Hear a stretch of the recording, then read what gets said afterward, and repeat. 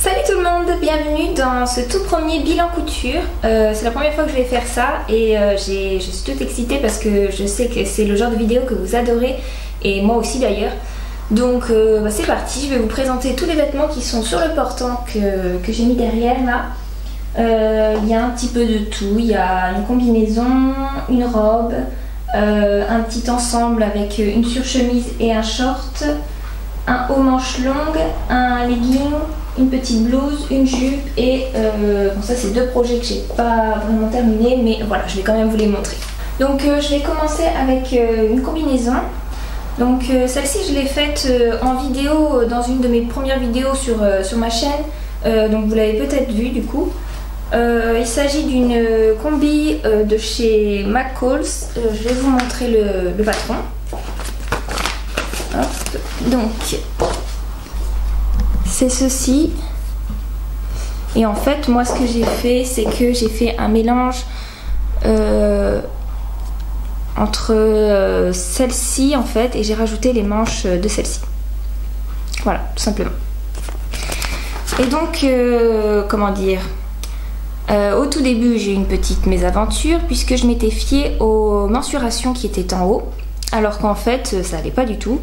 Et donc je l'ai refaite et j'ai vu qu'il y avait des mensurations ici où il y avait écrit mensuration du vêtement fini, donc il fallait se baser sur ça.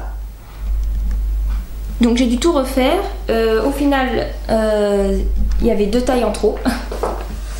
Et puis bah voilà, sinon ça s'est très bien passé.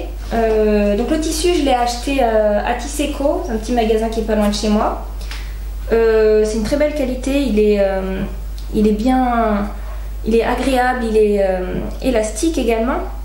Donc du coup pour les manches et puis même pour au niveau du devant comme ça c'est agréable à porter. C'est une combinaison qui est assez ample donc ouais c'est agréable. À l'arrière il y a une petite fermeture à glissière qui descend jusqu'au niveau des fesses. Voilà. Donc facile à mettre mais en même temps pas tant que ça puisque quand on va aux toilettes et que la fermeture elle arrive en haut c'est un peu compliqué. Mais sinon voilà, je suis vraiment contente. C'est un très beau patron avec de belles finitions. L'intérieur est doublé d'ailleurs jusque ici. Les manches non et le bas non plus. Et puis bah, il fait un très joli, voilà, très joli poitrine, buste, voilà. Et donc sur ce patron j'avais par contre j'avais modifié le bas des manches pour que ça fasse plus cintré en bas puisque j'aime pas trop quand c'est trop bouffant, donc voilà. Bah, c'est tout ce que j'ai à dire sur cette petite combinaison.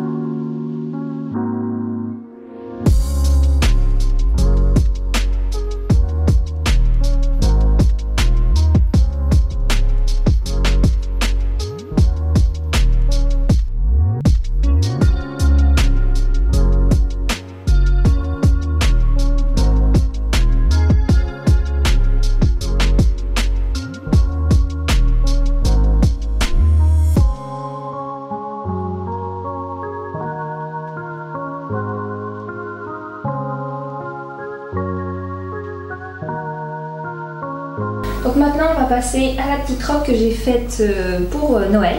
Vous l'avez peut-être vu du coup sur Instagram puisque je la portais, j'ai mis une petite photo. Il s'agit d'une robe de chez Burda. Je vais vous montrer du coup le modèle. En fait c'est un vieux Burda, hein. J'ai des vieux catalogues vu que j'ai pas fait tout dessus. Enfin, ça traîne dans les tiroirs mais voilà. C'est le Burda numéro 191 de novembre 2015. Et donc dedans j'ai fait cette robe-ci, celle-ci. Voilà, la numéro 113, qui est une petite robe classique en fait. Pas beaucoup de Enfin, c'est pas compliqué à faire quoi, c'est ça qui est bien, j'aime bien, je pense que tout le monde aime ça d'ailleurs. Ce que j'ai bien aimé en fait sur ce modèle qui est quand même classique, c'est que les pinces en fait remontent comme ceci. Et c'est un col cheminé et j'adore ça, je trouve ça très très beau. Donc la petite robe en fait sur ce catalogue, ce qui est bien c'est qu'ils la font en deux modèles. Vous avez un modèle qui est doublé et l'autre non. Et donc vu que cette matière est un peu transparente, du coup bah, moi je l'ai fait en doublé. J'ai également fait une ceinture qui n'est pas dans le patron, mais je trouve que du coup ça cintre plus au niveau de la taille et moi je sais que c'est là qu'il faut que je marque au niveau par rapport à ma morphologie. Donc du coup j'ai fait la petite ceinture assortie. Le tissu, donc vous voyez, je sais pas si on va bien voir, mais c'est quand même transparent. Je l'ai acheté sur Dries&Stoffen ce tissu là.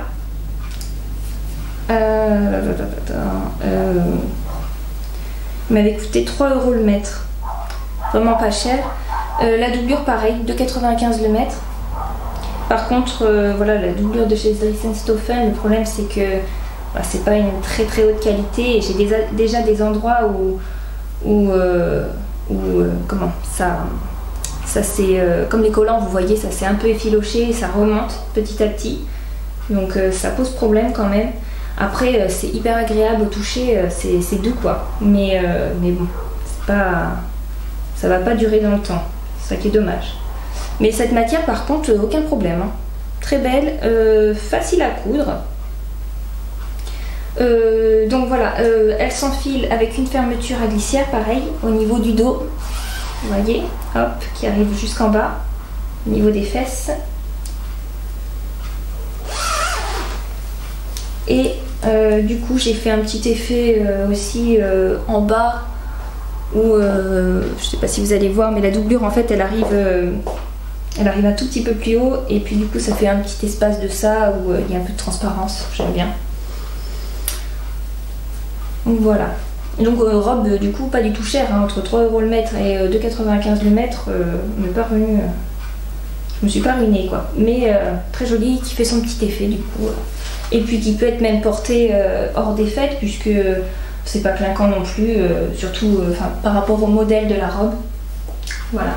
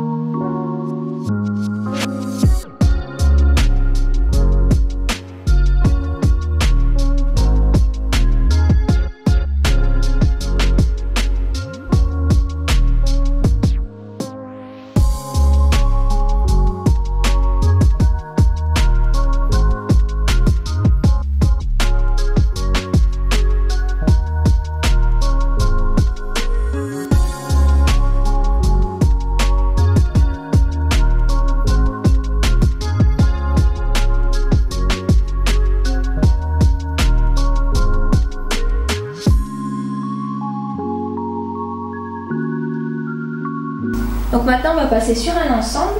Donc il y a un short du coup avec une surchemise. C'est quelque chose qui est assez tendance en ce moment, donc je voulais pas louper cette tendance. Et puis du coup j'ai voulu faire ça un petit peu à mon goût, donc en mettant une matière qui me plaise un petit peu plus que ce qu'on voit en ce moment. On voit beaucoup de carreaux, enfin je trouve ça très joli aussi, mais j'avais envie de quelque chose qui sort un petit peu de l'ordinaire. Donc j'ai choisi ce jacquard en lurex que j'avais acheté sur Dries&Stoffen. Pareil, il était pas cher du tout, il me semble qu'il était à 2-3 €. Je vais regarder ça. 2,95 €. Non, 3 €, pardon. 3 € le mètre. Et pareil, du coup, je l'ai doublé, donc avec une doublure, la même doublure que pour la robe qui est derrière. Donc Dries&Stoffen aussi. 2,95 € du coup le mètre. Bon, c'est pas une grande qualité non plus, mais bon. En tout cas, elle est hyper agréable à porter. Et donc, je vais vous montrer les patrons que j'ai choisis pour faire ces deux modèles-ci. Donc, c'est des catalogues Burda. encore des vieux catalogues, certains d'ailleurs. Celui-ci, il est de 2011, décembre 2011. Donc, c'était le numéro 144. 144, et j'ai fait ce short-ci. Je voulais vraiment une forme classique, là, celui-ci. Le truc, c'est que à l'origine, c'est un short dans le patron qui est un short en cuir, donc c'est pas les mêmes procédures de fabrication que dans un tissu classique. Donc moi, du coup, en plus, j'ai voulu doubler mon short parce que c'est une matière qui, enfin, je voulais pas que ça m'irrite un petit peu. Donc, j'ai préféré la doubler, enfin le doubler. Et donc j'ai dû un petit peu improviser parce que du coup ça allait pas avec la procédure de fabrication du short en cuir. Mais je voulais absolument un modèle comme ceci, vous voyez, avec des petites pinces en haut. Donc voilà. Donc j'ai mis une petite fermeture à glissière sur le côté. Voilà. Donc facile à enfiler. Le seul problème que j'ai avec ce short, c'est au niveau de la taille. En fait, pareil pour la surchemise, j'ai vraiment un problème avec Burda pour ça. C'est que à chaque fois je prends mes mensurations par rapport à ce qu'ils mettent. C'est où? C'est cette page-ci, voilà. Vous avez un tableau de mensuration, vous devez connaître à mon avis si vous achetez ce genre de catalogue. Et en fait, eh bien moi je correspondrais à une taille 38 et ça va pas du tout, c'est toujours trop grand, donc soit j'arrête de m'acharner avec la taille 38 et je fais en dessous, soit ben, il va falloir que, enfin je sais pas, en fait c'est embêtant parce qu'au niveau de la taille il est trop grand, la longueur ça va du coup puisque j'ai pu régler à ma sauce, mais voilà. Et la surchemise, ça pareil, elle est 10 fois trop grande quoi. Bon après c'est pas trop gênant puisque c'est quelque chose qui se porte oversize, mais ça m'embête quand même. Et donc pour la surchemise, c'est le Burda de décembre 2020. Celui-ci. Et donc le modèle, c'est le modèle 117. Du coup, je vous le montre bien comme ça parce que en fait dans mon tissu vous allez peut-être pas trop bien voir. C'est une matière assez foncée, vous n'allez pas très bien voir les détails, mais vous voyez il y a des petites poches, les manches sont légèrement tombantes, les emmanchures, un col, et puis voilà, rien de bien fou, mais j'ai bien aimé ce modèle-ci. Et donc pour la surchemise, voilà, j'ai pas encore mis les boutons. Je les ai achetés par contre, donc je vais bientôt les faire. Je vais mettre des petits boutons comme ça en fait, bleu avec un petit côté argenté, enfin argenté tout le tour. Et je pense que ça ira vraiment bien dessus. Voilà, et puis j'en mettrai aussi sur les poches. Donc normalement ça fait pas ça, hein, mais c'est vu que ça tient pas très bien, je peux pas repasser cette matière. Mais voilà, elle se met comme ceci. Hop, vous avez les petites poches comme ça. Du coup j'ai fait un petit point ici pour bien les tenir en bas, parce que j'aime pas trop quand ça se lève, et puis je sais que c'est des poches que je vais pas utiliser. Les manches, normalement il est censé y avoir une fente, j'en ai pas fait parce que j'avais pas envie de me compliquer franchement, surtout qu'elle est tellement chargée déjà avec rien que par le motif, donc là je vois au retour caméra, c'est vrai que c'est une belle matière, hein. Et donc là il y a au dos, il y a un assemblage ici, voilà. Et donc avec la doublure,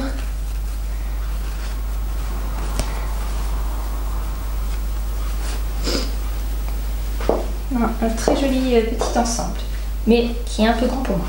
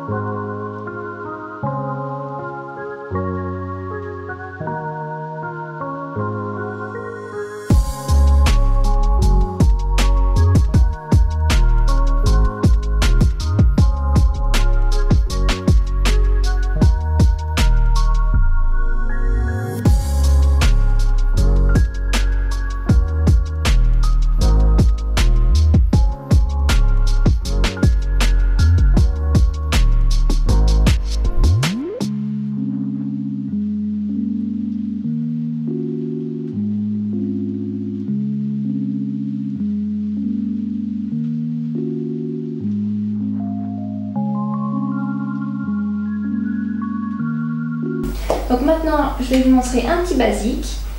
J'ai fait ce petit haut manche longue, très sympa du coup, c'est un basique donc je le mets assez régulièrement. Je l'ai fait dans un jersey de coton acheté sur Dries & Stoffen, ça c'est une couleur camel à 6,50 € le mètre. Et franchement par contre ce jersey de coton j'ai rien à redire, il est vraiment bien, il est assez épais donc pour l'hiver c'est parfait, bien élastique, on sent quand même que c'est une matière qui va durer dans le temps. Et d'ailleurs c'est la même matière du coup que j'ai choisi pour faire mon legging parce que du coup il n'y a pas de transparence et franchement il est vraiment bien ce jersey, j'aime beaucoup. Donc celui-ci, le modèle que j'ai pris c'est un Burda Easy, donc vraiment facile à faire du coup. C'est celui de juin de 2020.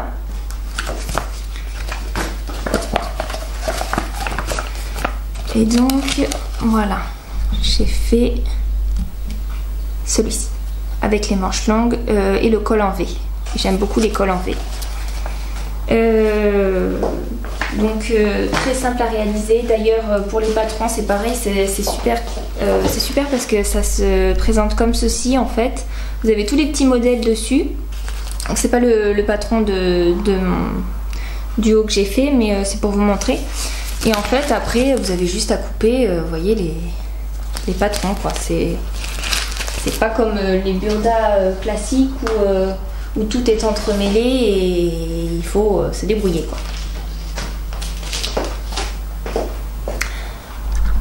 En plus les explications sont assez simples à comprendre. Il n'y a pas de petits dessins par contre, c'est dommage, mais tout est bien expliqué.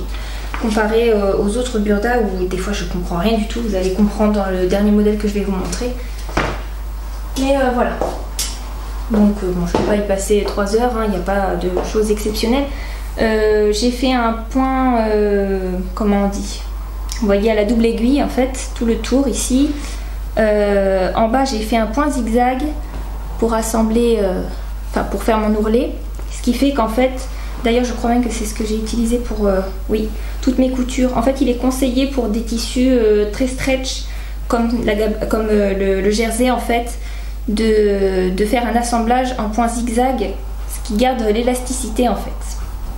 Donc j'ai fait un point zigzag le plus petit et au final eh bien, ça m'a bien convenu pour l'assemblage mais également pour les ourlets puisque du coup ça fait une petite finition un peu plus sympa qu'un point classique en fait. Donc voilà. Non, très bien, je pense que je m'en referai des petits hauts comme ça parce que du coup je le mets souvent.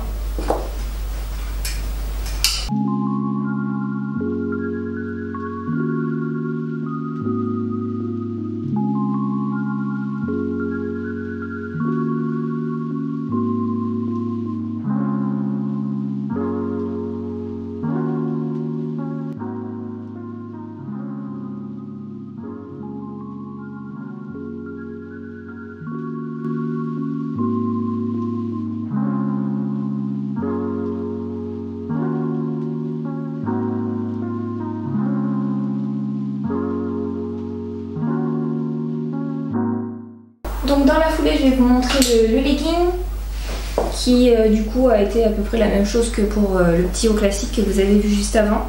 La même matière en couleur terracotta qui tire un petit peu sur le rose. J'adore cette couleur. C'est dommage parce que je vois au retour caméra que ça ressemble pas à la couleur exacte. En vrai c'est plus terne, c'est pas aussi flashy et c'est vraiment une couleur que je trouve très belle.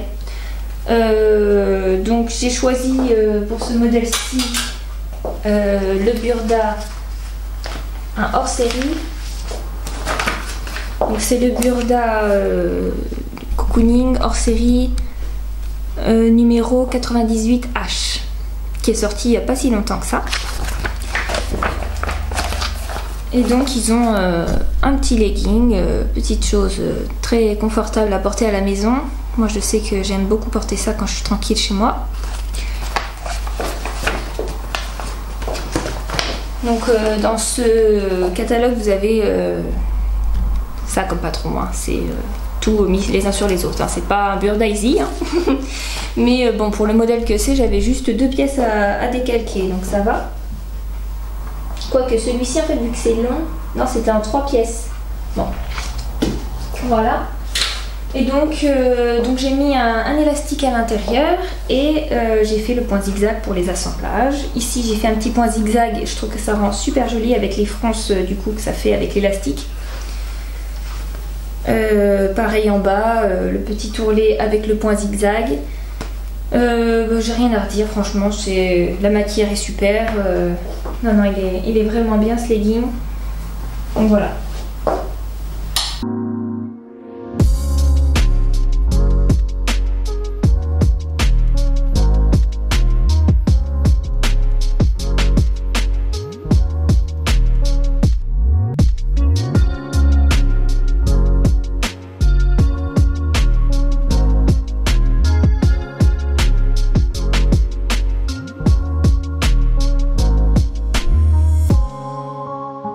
Donc le prochain article, c'est un article que j'ai adoré faire et que je trouve vraiment très beau et que je compte d'ailleurs refaire. C'est cette petite blouse. J'espère que vous allez voir quelque chose avec le soleil, c'est pas évident de vous filmer ça. Je vais vous montrer le patron. Attends, un peu les rideaux, voilà, ça sera mieux. Donc il s'agit d'un patron de chez Clematis Pattern, très très beau, une petite blouse comme ceci avec plein de petits volants, c'est ça que j'ai adoré. Et donc moi j'ai un peu modifié certaines choses parce que eh bien je voulais pas en fait l'effet élastique qui était en haut là, vous voyez, donc ça je l'ai retiré. Et en fait j'ai dû modifier le patron aussi puisque j'ai inséré dans mon modèle un ruban de dentelle en fait. Est-ce que vous allez bien voir? Vous voyez les détails, c'est super joli. Donc on a le haut comme ceci avec les petits volants. Le ruban du coup que j'ai mis ici, que j'ai mis également à l'arrière du coup en fait aux endroits où il était censé avoir l'élastique, donc j'ai mis ça. J'en ai mis donc sur les manches aussi, il y a 2 bandes, en fait il y en a une à l'arrière et une à l'avant, voilà. Et sinon bah, après j'ai gardé quand même le modèle de base, hein. J'ai pas tout changé, mais voilà. Et donc je l'ai fait dans un gaze de coton très très beau. J'ai pris sur les coupons de Saint-Pierre, donc 15 € le mètre, le truc vraiment pas cher. Il m'a même pas fallu les 3 mètres, mais voilà. Et le ruban de dentelle, je l'ai acheté à la foire fouille en fait. Donc très contente.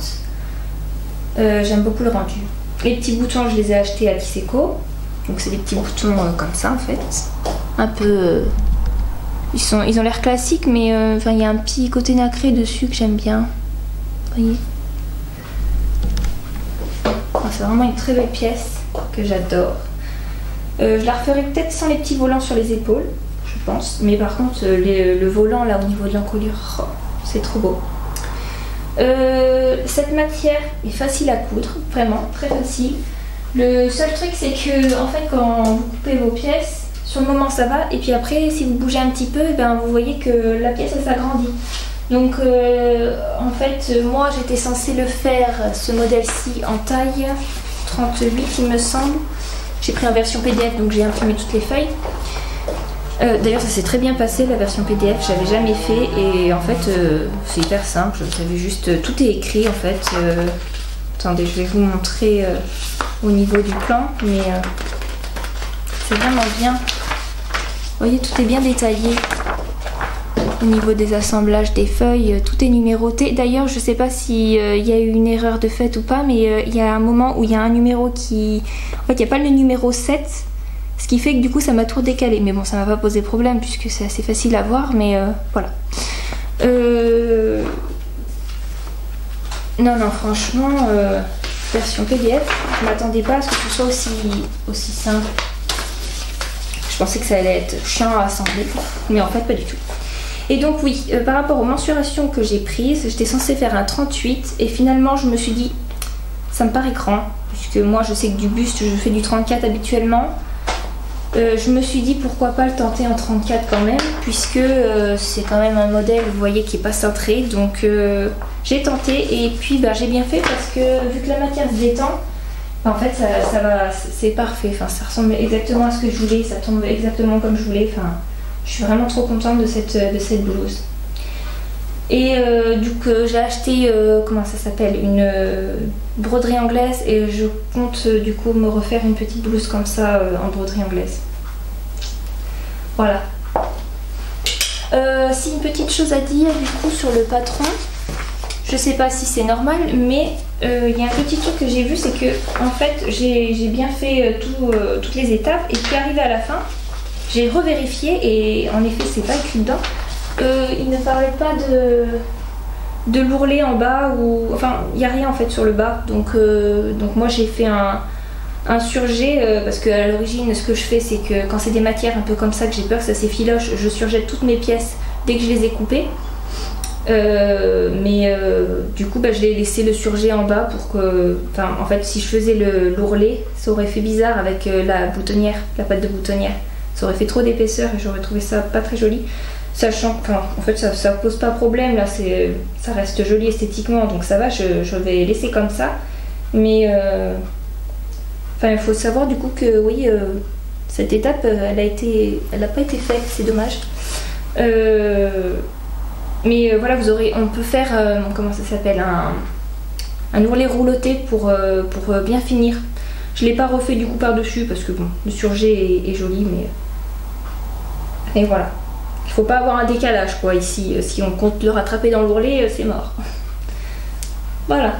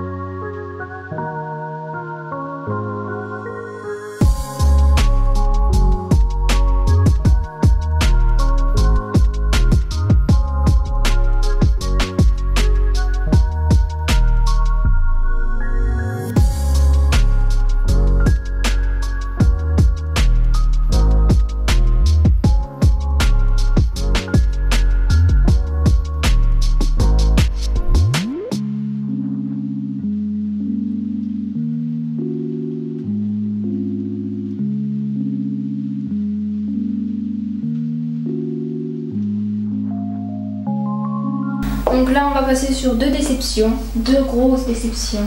Cette jupe, déjà on va commencer par celle-ci.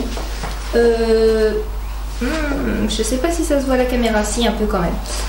Le tissu, c'est une catastrophe. Une catastrophe. C'est un satin que j'ai acheté sur Dressenstoffen. Pas cher, mais il était 2,50 € le mètre. Alors c'est peut-être pas un satin fait pour l'habillement, je sais pas, mais il est très rigide en fait. Il a aucun tombé, il est vraiment pas beau et du coup je suis vraiment déçue parce que cette jupe je voulais vraiment la faire et dans ce tissu c'est une catastrophe. Bon là il est pas repassé donc c'est encore plus laid, désolé, mais on dirait un déguisement en fait. Vous savez les trucs que vous achetez à... Enfin, je sais même pas, un déguisement à la foire fouille quoi, c'est catastrophe. Je vais vous montrer à quoi c'était censé ressembler. C'est dommage parce que la couleur est vraiment très belle en fait, c'est un bleu clair, un peu bleu bébé vous savez, c'est trop beau. Mais là dans ce tissu c'est pas possible quoi. En plus il est censé y avoir une pointe ici et ça n'a pas du tout rendu comme je voulais. Donc c'était censé être une belle jupe du Burda que je vous ai montré tout à l'heure, vous savez, de novembre 2015. Et en fait c'est le modèle 105. Voilà, ce modèle-ci. Vous voyez, il y a un petit croisé devant. Et puis ça avait l'air d'être joli quoi. Surtout quand quand vous le voyez en image, hop, avec un beau tombé, ça n'a rien à voir, hein. Mais voilà, la réalité de ce tissu a fait que c'est devenu une catastrophe. Je vais quand même vous montrer les détails parce que en soi le patron était joli, mais le tissu, voilà.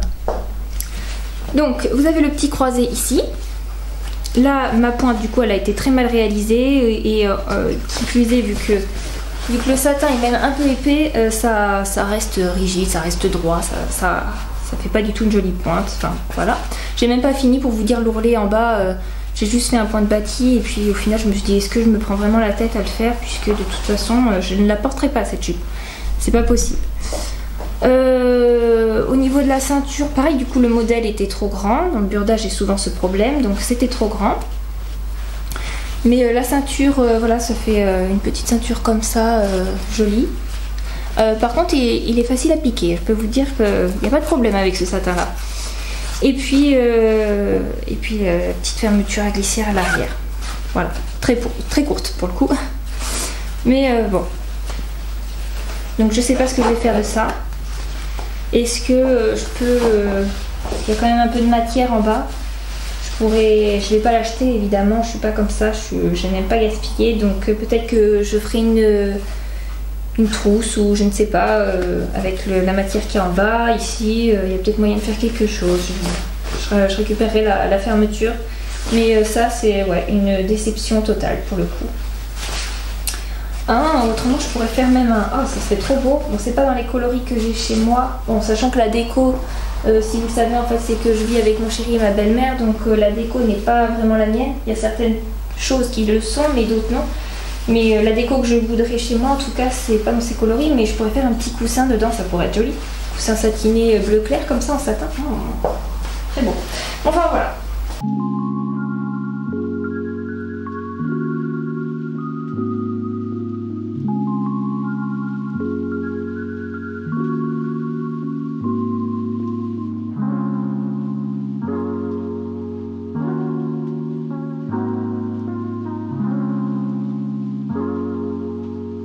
Donc et on passe sur la dernière déception. Ceci, bon, ce n'est pas terminé, hein, mais ça n'a pas le rendu que je voulais. J'ai l'impression que ça fait une blouse de chimie. C'est peut-être la couleur qui fait ça, je sais pas, mais j'aime pas trop. Je vais vous montrer le modèle. Donc, un Burda. Burda de novembre 2020. Et c'est ceci. Une robe blazer. Hop, vous voyez, c'est ceci. Donc là, de beaux détails, c'est pour ça que je l'avais choisi. Je vais vous montrer en image du coup. Voilà. Hop, elle ressemble à ça. Donc c'est celle-là. Et donc moi j'aimais bien l'idée, sachant que je voulais absolument me faire un manteau pour cet hiver. Enfin un manteau, ça aurait plus été, oui, c'est comme ils disent une veste. Mais voilà, en fait à l'origine je voulais me faire un manteau avec une forme comme ça. Et puis finalement je me suis dit bon, vu qu'ils disent que c'est une veste blazer, enfin non, je dis n'importe quoi, un blazer quoi. Je me suis dit je vais la faire dans la matière qu'ils l'ont fait, donc c'est-à-dire une gabardine que j'ai acheté sur Dresden-Stoffen. Et comme ça je vais voir, parce que si je vois qu'en fait ça tombe pas comme je veux, et bien je la referai pas en manteau. Et en fait il s'est avéré que je l'ai pas fini, tout simplement parce que dans le catalogue Burda je n'ai rien compris, comme à chaque fois. En fait le problème avec les catalogues, c'est que vous avez un pavé, vous voyez, ouais, oh là là, oui, un gros pavé même. Là ça prend presque les 2 pages, mais vous avez un pavé,